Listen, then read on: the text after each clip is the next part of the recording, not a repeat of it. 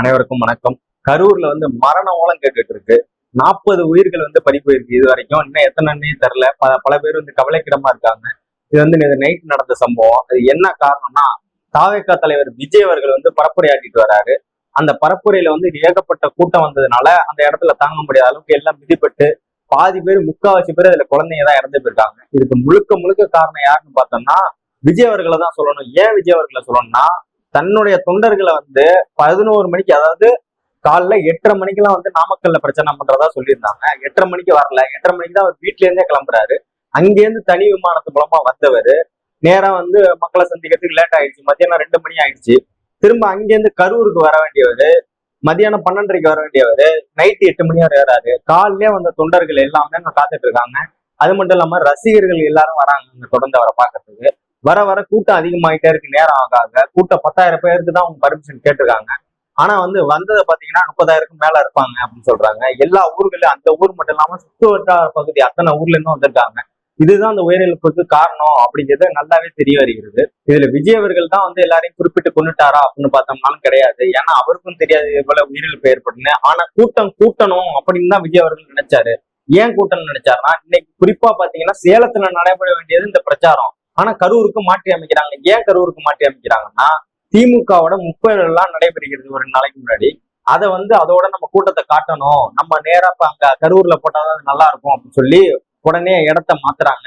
இடத்த மாத்துறதுல பல குழப்பங்கள் நடக்குது. அந்த தாவேகா நபர்களுக்கு யாருக்குமே அரசியல் புரிதல் கிடையாது. இதுதான் இதுக்கு முதல் காரணம். 2வது காரணம் பாத்தீங்கன்னா, இதுல 1000 விமர்சனம் வைக்கிறாங்க. இடம் பற்றாக்குறையா இருக்கு, இதா இருக்குன்னு. அதுக்கு நாள் தான் அண்ணன் எடப்பாடி பழனிசாமி அவர்கள் அந்த இடத்துல பிரச்சாரம் பண்ணிட்டு போறாங்க. அதோட அதிக கூட்டம் அவங்களுக்கும் வருது. ஆனா அந்த மக்கள் யாருமே சாகல. காரணம் என்னன்னா, எல்லாருக்குமே அரசியல் புரிதலோட உள்ள கூட்டம். தலைவரை பார்க்கணுங்கிற, நம்ம விஜய் அவர்களை பார்க்கணும் அப்படின்னு பக்கத்துல போய் போட்டோ எடுக்கிறதுனாலையும், பக்கத்துல முண்டி அடிச்சுட்டு போறதுனாலையும் தான் இந்த விளைவு ஏற்பட்டிருக்கு. இதுக்குதான் படிச்சு சொல்றோம், சினிமா நடிகர்கள்ல கொண்டாடாதீங்க. கொண்டாடினீங்கன்னா இந்த நிலைமை தான். இப்ப உங்க வீட்டுல எல்லாம் யாரா சொல்லுவா? உங்க விஜய் அவர்கள் சொல்லுவாரா?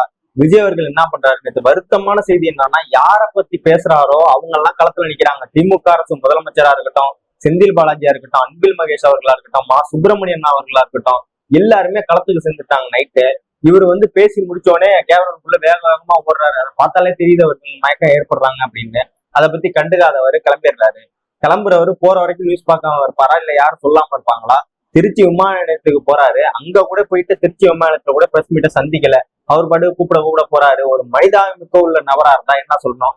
அட்லீஸ்ட் பேசலாம், இதை பத்தி ஏதோ ஒரு கருத்து சொல்லலாம், இல்ல நான் எல்லாரையும் நேர்ல சந்திக்கிறேன் அப்படின்னு சொல்லிட்டு போலாம். இவர் நீலாங்கரை வீட்டுக்கு போற வரைக்கும் பிரஸ் மீட்டை சந்திக்கல. நீலாங்கரை வீட்டுக்குள்ள போய் நுழையிற வரைக்கும் இவர் அறிக்கையும் எதுவும் கொடுக்கல. இவரோட எக்ஸ் தளத்துல அதுக்கப்புறம் தான் பதிவிடப்படுது. அவங்க அட்மின்ட்ட சொல்லி பதிவிடப்பட்டிருக்காங்க. அதுவும் எவ்வளவு லேட்டா. தன்னோட கட்சி தொண்டர்கள் உயிரிழந்திருக்காங்களே, நம்ம ஓடோடி போகணும் அப்படின்னு சொல்லி விஜய் அவர்களோ இல்ல தாவேகா நிர்வாகிகளோ இது வரைக்கும் அந்த களத்துக்கு செல்லல.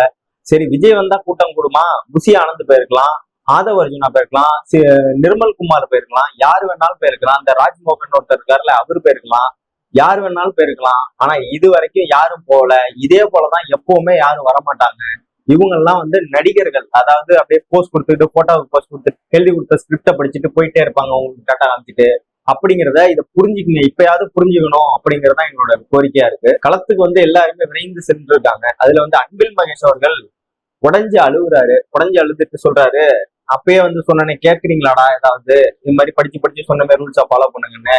சாதிக்கிறேன்னு சொன்னிச்சிங்களே பிள்ளைங்க, இது மாதிரி இறந்து போயிடுச்சு அப்படின்னு சொல்லி அழுகுறாரு உடஞ்சி. அதை எடுத்து போட்டு விமர்சனம் பண்றாங்க, தற்கொலை அரசியல் செஞ்சுட்டு இருக்காங்க.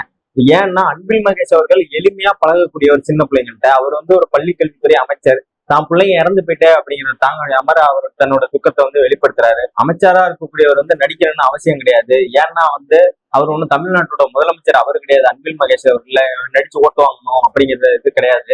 அவருக்கு திருவரம்பூர் சட்டமன்ற தொகுதியில அவர் இல்ல, அவர் சொல்ற வேட்பாளர்னாலே அவங்கதான் ஜெயிப்பாங்க அப்படிங்கிற நிலைமையில உள்ளவர். அவர் நடிக்கணுங்கிறது இல்ல. அவரை வச்சு அரசியல் செய்த தற்கொலைகளுக்கு எல்லாம் இது எப்பவுமே புரியாது.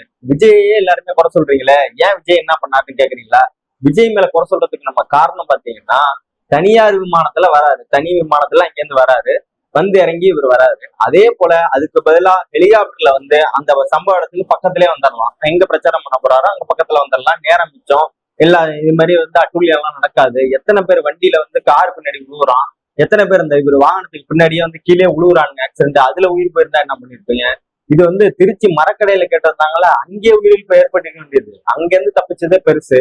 போலீஸ் பாதுகாப்பு பத்தலங்கிறாங்க. ஆனா என்னன்னா, விஜய் அவர்களே தான் வாயால சொல்லிட்டாரு, போலீஸ் வந்து ஹெல்ப் பண்ணலாம்னு, நானே இங்க வந்திருக்க முடியாது. இதுல வேடிக்கையான ஒரு விஷயம் என்னன்னா, அந்த கூட்டத்துல விஜய் அவர்கள் இறங்கினார்னா அவரும் அனாதை பழமா தான் இருந்திருப்பாரு. ஏன்னா மத்த கட்சி எல்லாமே அரசியல் தலைவர், எந்த கட்சி வேணாலும் நீங்க எடுத்துக்கோங்க, அந்த தலைவர் வந்து கீழே இறங்கினாருன்னா அவரை வந்து பாதுகாப்பா அழைச்சிட்டு போதான் பார்ப்பாங்க.